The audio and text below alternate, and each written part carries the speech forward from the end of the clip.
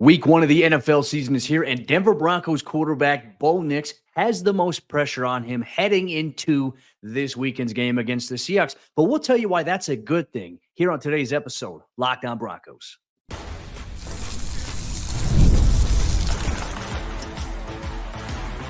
You are Locked On Broncos, your daily Denver Broncos podcast. Part of the Locked On Podcast Network, your team every day.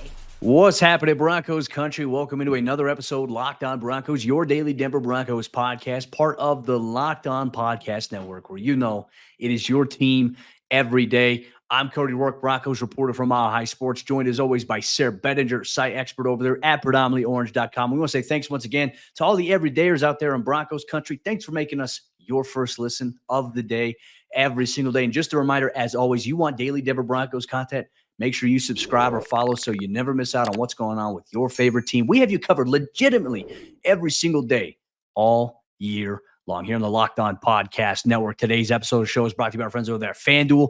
Now through September 22nd, all FanDuel customers, they can bet $5 and get a 3-week free trial of NFL Sunday Ticket from YouTube and YouTube TV. Visit FanDuel.com to get started. And look, Broncos Country, we're itching one step closer here to kickoff on Sunday. There's a lot that's going to happen between practice this week and kickoff, but there are storylines that are budding and revealing itself as the game gets closer.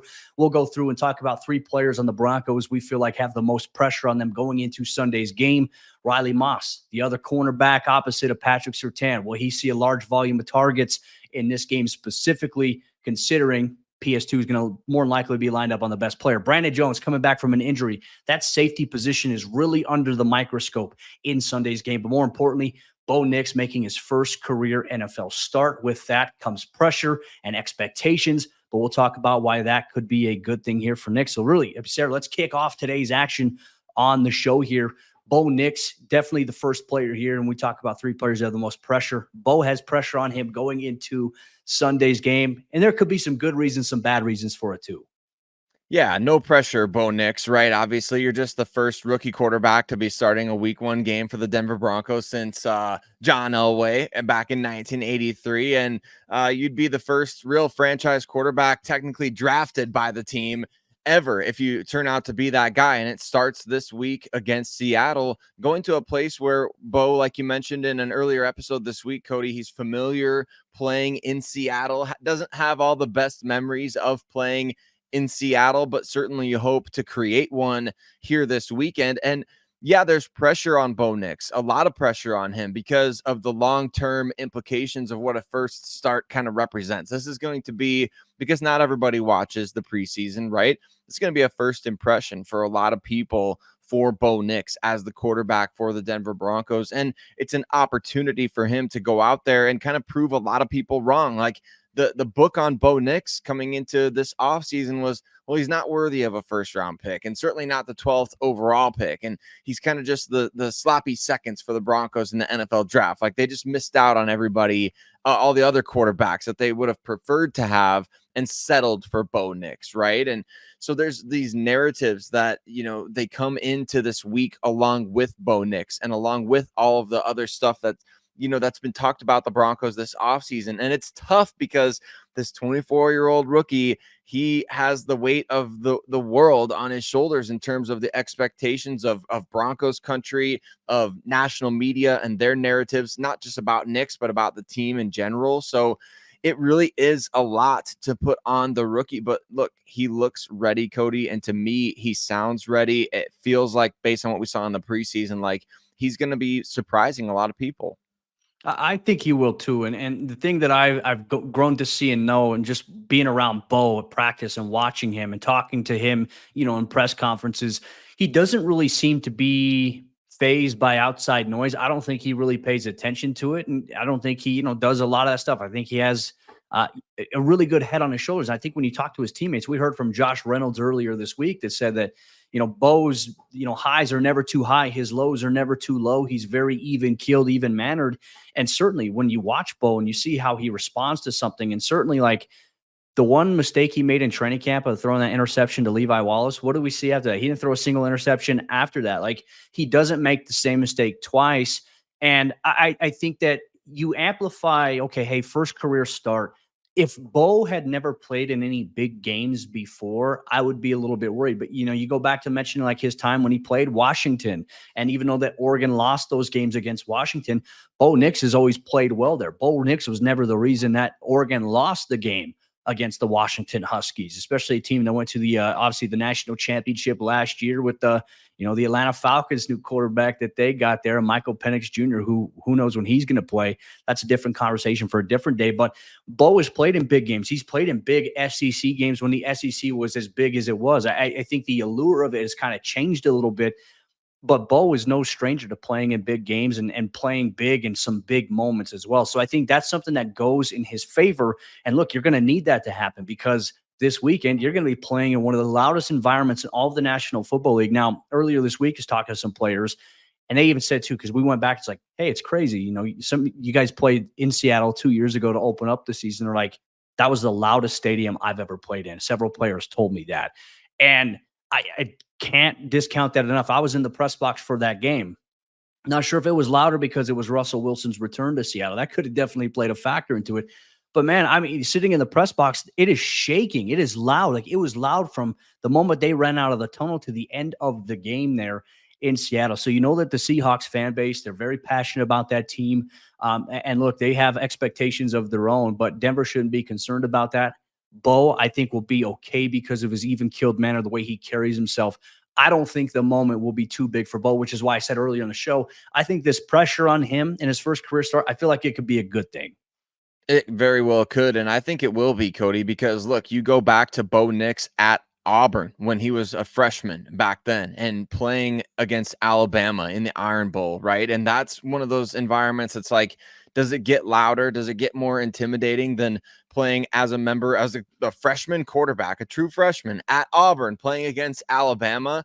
I mean, I don't think it gets bigger than that. I realize it's the NFL now. The competition level is very different. But at the same time, like you said, Bo has been in these moments before. And he doesn't strike me as the type that goes out there and gets nervous. Yeah, he might pull the trigger on a pass a little bit too quickly or something like we saw against Indianapolis. I feel like we did see some of those jitters in him in the way that he was kind of throwing the ball early, but we saw how quickly he settled in, how quickly he got into a rhythm, and how quickly he's able to kind of tune all that stuff out. Yes, it's a different beast now that we've got to the regular season. Competition level is different, of course, and defenses are going to throw different stuff at him.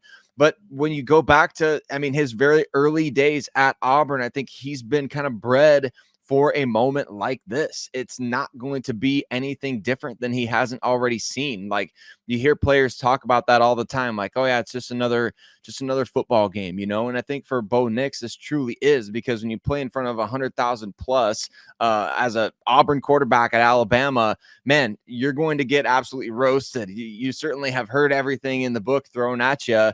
And that translates over to what he did at Oregon, playing against Washington in those big games, playing in bowl games. Nothing is new for him. And so I think that is a huge benefit that he has going in his favor, going on the road week 1 for his first NFL start. He certainly has the mental fortitude. I think that will be a plus for the Broncos this upcoming season. And look, obviously, hey, if Bo struggles, and this is one thing too, it's like Bo's going to have moments where he struggles. He's going to have ups. He's going to have downs. But, if he throws an interception this week and, the Broncos don't win, it's not necessarily the end of the world here. Like, let Bo continue to grow and become the player that the team has. Like, I think that's the thing is when a player struggles, and obviously the expectation is always high. If a player struggles, fans are very quick to throw anything out on that player. Like, hey, all right, we're already done with this guy. Like, let's look at the 2025 NFL draft. Don't do that. Like, that's going to be just like, you're going to be miserable in terms of your fandom. It's not going to be fun. It's not going to be enjoyable. You got to go through the ups and lows. It's a roller coaster. That's what being a fan is. That's what football is. Football is a game of roller coaster emotions. I think that's why we love it, Sayre. So obviously a lot of pressure on Bo Nix ahead of his first start here in the National Football League in Washington, where his college season essentially ended against that team there. But now it's a different team here in the NFL, loud environment, same stakes. It is high here for the Broncos. But the stakes are also high for the Broncos secondary, specifically at the safety position, as Brandon Jones is set to make his debut. We'll tell you why the safety position is under the biggest microscope here in Sunday's game against the Seahawks on today's episode of the show. Broncos Country. Today's episode of the show is brought to you by our friends over there at FanDuel Sportsbook, America's #1 sportsbook, and the NFL season is officially here with Week 1 games kicking off all throughout this week, Thursday, Friday, and of course, Sunday and Monday. And you've heard us talk a lot about FanDuel. Well, we have something a little bit different to talk about here today because now through September 22nd, all FanDuel customers can bet $5 and get a 3-week free trial of NFL Sunday Ticket from YouTube and YouTube TV. The Broncos this weekend are 5.5-point road dogs against the Seahawks. You can place a $5 bet on the money line for that game for Denver, and you can get a 3-week free trial of NFL Sunday Ticket from YouTube and YouTube TV. Then with a YouTube TV base plan, you'll be able to watch every regular season Sunday afternoon out-of-market game, especially if you're a Broncos fan living elsewhere. You want to catch the game?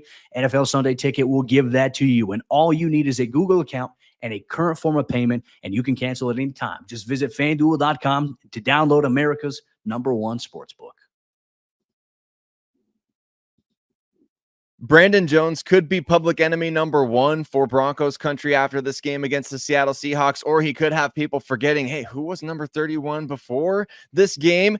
We'll see. We'll see about the safety position in Week 1 against the Seattle Seahawks. But on today's episode, Locked On Broncos, we're breaking down why Brandon Jones is under the microscope, as well as other elements of this secondary that are going to be tested, and certainly whether or not they're long-term viable options for this roster. But I want to say thank you so much to every single one of you that makes Locked On Broncos your first listen of the day every single day right here on the Locked On Podcast Network. And if you haven't done so already, hit subscribe wherever you listen to podcasts, as well as go jump over to YouTube and join the growing community over there. And for your second listen of the day, check out Locked On NFL. They're dropping 2 new shows every single day. They've got opinions, insight, and analysis for all things going on across the rest of the NFL.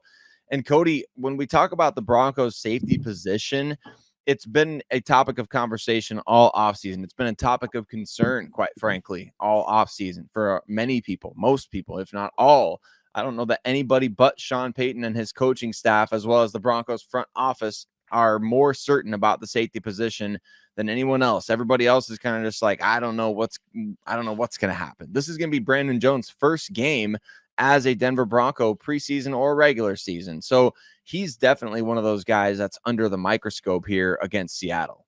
Yeah, and look, I would say defensively, he probably has the most pressure on him this week because going back to him missing training camp, pretty much all of training camp with the hamstring injury, he wasn't able to get those valuable on-field reps where he's working at his position. He's playing at that depth, in terms of where he's at in the middle of the field, or if he's dropping down in the box, or if he's showing the too high look. Like, he's not getting those physical reps where he's seeing routes really kind of playing out in front of him, reacting to it, understanding where he needs to be. And with that, like, if you don't get those reps, part of me wonders, and the biggest concern that I have here, especially as a former defensive back and a DB coach here, my concern is, okay, hey, like, because you didn't get those reps, are you going to think a little bit more than you should, right? And that's going to impact communication if it does impact that in the way that we think about it. Like, if you haven't had those reps and you don't know how to communicate or to pass off, like we heard so much, like Alex Singleton talking about as well, at inside linebacker, saying that like he and Josie used to just be able to look at each other and say, okay, hey, I can give you a certain look and I know exactly what you're going to do. I can play off of you and I know how to react to it. You haven't really had that with Brandon Jones and PJ Locke in terms of demonstratable on-field repetitions. Like, you haven't seen that because you haven't had that in a game. It's been Devin Key, it's been PJ Locke who've had that chemistry. So that communication aspect is going to be so crucial, because if Brandon Jones is overthinking or thinking a little bit too much, because you go back to what Vance Joseph had said, the fact that he hasn't been on the field, he said it is a concern because, being like playing the game is a lot different than being on the sideline or being in the film room. So for me, like highlighting what Vance Joseph said just about a week and a half ago, I am concerned about this being a dynamic that maybe presents itself here in Week 1 against the Seahawks, especially with DK Metcalf, Jackson Smith and Jigba, Jake Bobo, Tyler Lockett, who's always a threat to be able to get behind your defense. We've seen him do it for years. And then you even factor in the tight end position with the guys that they have there, Noah Fant, Pharaoh Brown. Like, to me, this is something that I'm eyeing as like, hey, red alert, this is going to be crucial this week. And Brandon Jones, I think, is going to face a lot of pressure because of that. And I think we're going to see Vance Joseph put him in situations where he works the best, which when he was with the Miami Dolphins, that was really attacking the line of scrimmage as a blitzer. We saw that a lot in some of the film study we did of him in years past. When he's deployed as a blitzer, man, he was really effective and he made a lot of plays. And so I think that's something that, and you tell me about this, Cody, as a defensive back, like, when you're out there, like you mentioned, kind of, you don't want him thinking too much out there. You want him playing, you want him feeling free, and you want him kind of just, going with the flow of the game. As a defensive back, if your coach is setting you up and say, hey, you're not going to blitz necessarily every play, but we want to get you some opportunities to just attack the line of scrimmage. We know the Seahawks are going to try to run the ball. They're going to try to establish an identity on the ground with Kenneth Walker. And we're going to have Brandon Jones come up and kind of attack the line of scrimmage and just pin your ears back and go get the ball carrier, or go after the quarterback. Do you think that could help him in terms of getting reacclimated to the field? Because like you mentioned, it's been a lot of just mental reps or visual reps and film study and all those sorts of things. We haven't seen a ton of him out there on the field. Do you think attacking the line of scrimmage and kind of just say, hey, pick a gap or time up a blitz and do those sorts of things, do you think that could help him kind of get his confidence going here at the beginning of the season? I mean, it's certainly possible. You kind of like what you talk about, like getting a quarterback in rhythm, right? The quick passes, just say, okay, hey, he's completed 4 here. It's quick now. Okay, he's got a little bit of a groove to him. You can do that, but the thing that I say is different with defense is you can't necessarily call that play just to call it, right? It has to be situational. The thing that Vance Joseph told us as well this preseason, he says, I don't blitz just to blitz. Like, I blitz based on the situation, based on the personnel, based on the down and distance, the hash. Like he said, there's a rhyme and a reason for why we blitz versus just, hey, we're just going to send pressure and we're just going to blitz you just for the fun of it. Because you start doing things like that, sometimes it could impact your bottom line defensively and it can lead to a big play happening. And I don't think that Vance is going to be in a situation where he's going to put Brandon, like, he may blitz Brandon Jones once or twice, right? Or he may put him down in the box just to, get his feet wet. But I think that that's naturally going to play itself out throughout this entire game. The risk of trying to do that early on, I think, could lead to a big play. But the thing is like, if you're thinking too much, Sayre, like, you tend to press a little bit more. You tend to play a little bit more tight. And that's not good because, for example, if you're supposed to be covering something vertically and you bite on something that's going in or out, that right there leads to a big old play. So it's just making sure that pre-snap communication, alignment, assignment, everything is all teed up. And knowing that primarily, like, does Brandon Jones know what his responsibility is, right? If there's a trips formation to his side, and let's say the Broncos are playing zone, is he going to play quarters, or is he going to drop down to play curl to flat, or that second level, or is he going to play, rotate to the middle of the field and they're going to drop somebody else over? There's different things that they do defensively. They have a lot of moving pieces that I can't necessarily give away. You'll see it in some of the film breakdowns that I do, but this is big. Like, Sayre, I can already see it happening. The moment that there's a missed tackle or there's a big play down the middle of the field or in that area, I guarantee you it's going to cause civil unrest on the social media sphere. And look, I'm all for, like, giving Brandon Jones some grace. Like, the injury has not been in his control. Like, he didn't choose to get injured. It's unfortunate that happened. I know he's been working his tail off, but with that, missing the time comes the pressure. And I think the high expectations that this team does have, especially after moving away from Justin Simmons in the offseason, that type of move there wasn't well received here by Broncos country. So a lot of moving pieces defensively. I think Brandon Jones has a lot of pressure on him. But Sayre, there's another player in the secondary that has a lot of pressure on him as well. It is Riley Moss, with Patrick Surtain more than likely guarding the number one receiver, which at some point could be DK, it could be Jackson Smith-Njigba, it could be Tyler Lockett, depending on the situation. Riley Moss is expected to get a lot of targets if he's the other cornerback starting this Sunday opposite of PS2. We'll tell you what type of pressure he has on him, but why he also has room to grow on today's episode of the show. Broncos Country, today's episode of the show is brought to you by our friends over there at eBay Motors. Passion, drive, and patience. The formula for winning championships is what helps keep your number one ride or die alive. eBay Motors has everything that you need to maintain your vehicle and to level it up to peak performance so it runs smooth every day and it looks great. Whether that's superchargers, roof racks, exhaust kits, LED headlights, and more. If you think of it, eBay Motors, they have it. Whether you're into speed, power, or style, eBay Motors, they have you covered. With over 122 million parts for your number one ride or die, you'll always find exactly what you're looking for. And with eBay Guaranteed Fit, your part is guaranteed to fit your ride every time or your money back. Because with eBay Motors, you're burning rubber, not cash. And with all the parts that you need at the prices that you want, it's easy to make your car the MVP and bring home huge wins. Keep your ride or die alive at ebaymotors.com. Eligible items only. Exclusions apply. eBay Guaranteed Fit only available to U.S. customers. Riley Moss may get the start this Sunday against the Seattle Seahawks when the Broncos open up their season on the road in hostile territory. We're talking about players who have the most pressure on them going into Sunday's matchup against Seattle. Riley Moss is one of those guys because he could be the cornerback opposite of Patrick Surtain. Well, the Broncos haven't released an official depth chart just yet. If he is the anticipated starter there, he is more than likely going to see a target share from the Seattle Seahawks and from Geno Smith. I want to say thanks once again, Broncos Country, for tuning in, making us your first listen of the day. Sayre, this is one I'm very intrigued to see about. I know you and I have talked a lot about Riley Moss here this offseason. The expectations, really missed a good portion of his rookie season in terms of the cornerback aspect, played primarily special teams. What we've seen from him in training camp in the preseason has been pretty good. But now it's like, hey, week one, you're getting live fire reps against a very, very good receiving core. And I will say Riley did go against the Indianapolis Colts number one receivers. You talk about Michael Pittman Jr., all the guys that they have there in Indy. It's a little bit different when we're talking about the Seahawks and the guys that they have.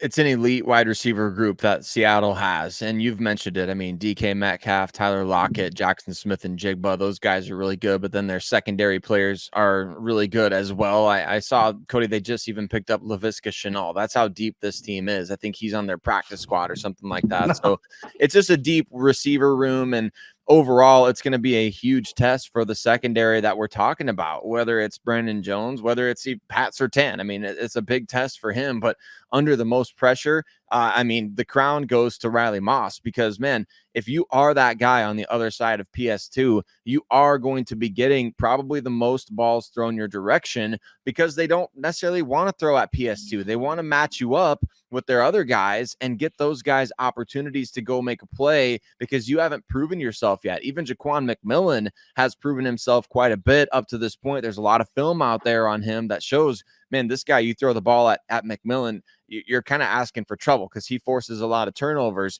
Riley Moss hasn't proven that in the NFL yet. And even in the preseason, I mean, we saw some good stuff from him, but we also saw him get burned a little bit, in one of the games. And I think there's something there that, you want to unearth the talent, but you don't necessarily want to set him up to fail either. And so that's where I just wonder, Cody, with Brandon Jones not practicing and playing in the preseason, and Riley Moss, this being potentially his first NFL start, that is potential for, it's the ingredients for disaster. When you have a guy who hasn't been practicing, like you said, communication could be an issue. And then a guy who's getting his feet wet in the NFL, who you talked about it. I mean, you don't want to be kind of just over eager out there. You don't want to be jumping the gun too much. Riley Moss is a very aggressive player at that position. And so it could be trial by fire. It could be one of those things where maybe the Broncos try to rotate him in. I don't know exactly what that's going to look like. Like you mentioned, we don't have an official depth chart yet. And it's not something that I'm necessarily worried about, but I think it's one of those variables as we get to the regular season. Now it's like, okay, it's time for this guy to either sink or swim. And the Broncos didn't play him in that final preseason game. So I don't know what that speaks to in terms of his role for this season. We knew he was making the roster, but interesting that if they were concerned about him at all, that they wouldn't get him those additional reps there in week 3 of the preseason. Yeah, and look, I'll even mention this too. I was very impressed with Riley in the joint practices against the Green Bay Packers. And you know this because you also write about the Packers for NFL Spin Zone. Like the Packers have a very talented group of wide receivers, and he went up against a majority of guys. He went up against Christian Watson. He went up against Wicks. He went up against Bo Melton and other guys there. And he held his own. He almost had a few interceptions in that joint practice. So we know that Riley's fast. He's athletic. It's just about, okay, hey, it's an unknown right now. And look, I think Riley's in a position where fans want him to succeed, right? Do you want to see it? Because, hey, you traded up to get him in round 3. But I also think that fans need to let him make his mistakes and grow as well, because I can tell you this, as a corner, it is by far the most demanding. It is the most difficult position to play in all of football, because you are always at a disadvantage. You are reading and reacting against some of the biggest, some of the fastest, most athletic players in the sport itself, and you're doing it backwards. Like, people think, oh yeah, corner's easy. Corner's not easy. I mean, that's why I love playing it. It was a challenge. It was great. It got me out of my comfort zone. Riley is a guy that I think will respond well, even if he makes mistakes. But the Broncos also do have a little bit of a security blanket here, because Sayre, I'd say maybe keep an eye on this week. Wouldn't even be surprised if Levi Wallace gets the start here on Sunday for the Broncos at corner. That might be something that they look to do. Or if Riley does get the start, and let's say Riley's struggling a little bit, they have a veteran guy, that Vance Joseph and Jim Leonard. These guys are very comfortable with Riley. And look, even like Levi Wallace missed time with a hamstring injury, but Vance Joseph's tuned towards him because he plays corner. And in this scheme specifically, you can play a little more free in comparison than you can at the safety position. Safety, you have to be calculated in this scheme itself. But Vance expressed a little bit more confidence in a guy like Levi Wallace, even though he has missed time and he hasn't had a lot of time on task here in Denver. So I think that's an important dynamic that we'll have to follow as well. Yeah, it really is. With a veteran like that on hand, and you have the option to turn to him. Like, we didn't get to see Levi really in the preseason either, did we? And that's one of those things, like you mentioned with Vance Joseph, the comfort level with the last game. You're right. We did in the final game. But regardless, I mean, Vance Joseph's comments about him, like, the Broncos are unconcerned with not being able to see him, because they know what he brings to the table. There's a reason why they kept him on the 53-man roster, when, I mean, they could have easily just said, you know what, we didn't really spend that much in free agency to get him. We like our young guys. This was one guy that they chose to keep despite those things, right? So Yeah. it is something to watch out for against a deep wide receiver group, a veteran-laden wide receiver group. Like, that's crucial. And Sean Payton, the Broncos have talked about it. Getting off to a better start this year, obviously, than last year is mission critical right now. And it's going to help everybody develop. Like, this season is a marathon, not a sprint. Riley Moss is going to play. I mean, there's no question about it. At some point, whatever it looks like, he's going to play. But in the early stages of the season, I think you have to make sure that you are able to win games as well. Like, that's part of the goal here. It's not just a rebuilding season in terms of, all right, everything is thrown to the wind, like caution to the wind, and we're just going to go with the young guys everywhere, and we don't care about winning, we care about evaluating. Like, that's not the Broncos mentality. It hasn't been all offseason. I've read that a number of places. I've seen people assume that a number of places. It's not their mentality. Like, Sean Payton does not like losing, and I think this whole coaching staff hates losing more than they love winning. They're going to go out there and put forth whatever they need to in order to win this game against Seattle. And if that means Levi Wallace starting, then so be it. And we'll see what happens as the season progresses. But it's a 17-game season. It's a marathon, not a sprint. Well, and even if Levi Wallace or Riley Moss starts, like Vance Joseph has said it multiple times this offseason, that they're going to need a lot of corners, that a lot of these corners are going to play. Like, it's not just going to be, okay, hey, you got your cornerback 1, cornerback 2, and your nickel. It's no personnel. Like, you may see the Broncos rotate guys in at corner this upcoming season, depending on the matchup or the personnel or the look. Like, that is a possibility that we could very well see, especially if Denver goes more dime looks against some of the more pass-heavy offenses that they are going to see. Could they see that this week against Seattle? That is very well a possibility here as we go further on. But look, Broncos Country, that will wrap up today's episode of the show. We appreciate you so much for making us your first listen of the day every single day. If you're a brand new viewer or listener of the show, you liked what we had in terms of conversation, the flow of the show, the energy that we have, make sure you subscribe or follow, because Sayre and I, we bring it every day here for Broncos Country. I attend practices every day in person. I love to give Broncos fans an idea as to what's really going on. You see a lot of hot takes. You see a lot of clickbait and a lot of fluff out there.